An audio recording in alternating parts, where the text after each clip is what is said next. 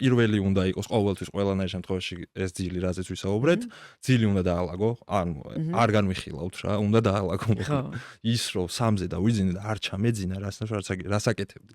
სკროლავდი, ან წერდი ერთი ღამე, კარგი, მუშაობდი 2 ღამე, ერთი კვირა, რამდენი ხანი.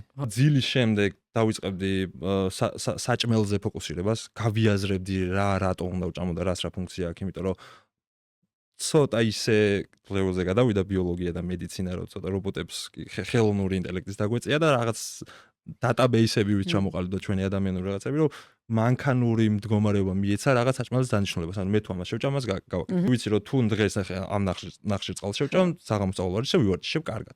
თუ შევჭამ ამდენ გრამ ცილას, ვიცი რომ რაღაც ამდენჯერ დაჩქარდება პროცესი. თუმცა და შემდეგ ამ ძილთან და ჭამასთან ერთად შემოდის შემდეგი ნაბიჯი სწორი სავარჯიშო რუტინა, რომელიც ძალიან ბევრს ერევა და იშლება, იმიტომ რომ წეღან ჩემ საკუთარ მაგალითზე რომ სპორტსმენი კალათბურთელი ვარჯიშობდი სპორტსმენ მორაგბეებთან ერთად. ეს არ იყო სამოყვარულო ვარჯიში, პროფესიონალურები იყვნენ ისინი. მე ჯერ კიდევ განვითარების ეტაპზე ვიყავ და ამ ყველაფერს ამ სამს დავამასტერებდი რა.